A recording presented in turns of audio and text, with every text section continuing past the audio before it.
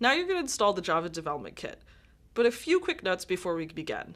So we've been calling the Java Development Kit like a toolbox, and what we mean by that is that the Java Development Kit is software that allows your computer to read and work with the Java programming language. This is sort of fundamentally different than a software program because it's more like an upgrade for your computer. So as you're installing the Java Development Kit, it might seem a little bit intimidating, but what I want to tell you right now is do not worry about it. You're not going to break your computer, and we're going to go super slowly through the steps and explain what you're doing very explicitly as you do each step. That said, sometimes students run into problems, so I want to give you some additional tools to help you resolve those issues. If you do run into a problem, I've got 3 resources for you.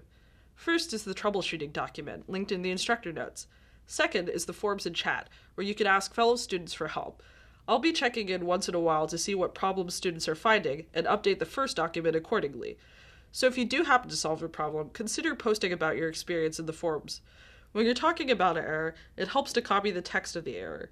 You can also take a screenshot of the error by using the keys Control-Command-Shift on a Mac or the screenshot key on a Windows machine.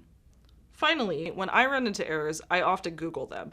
9 times out of 10, you're going to immediately find somebody who's run into the exact same error that you have, and by the power of the internet, a lot of people are going to have come together and help them resolve that error. So you can follow the exact same steps that they've followed to resolve your problem. Now, if you're trying to figure out what to actually search with, my suggestion is to copy the error message that you're getting and add a word like Java or Android Studio to the end of it. Okay, let's dive in.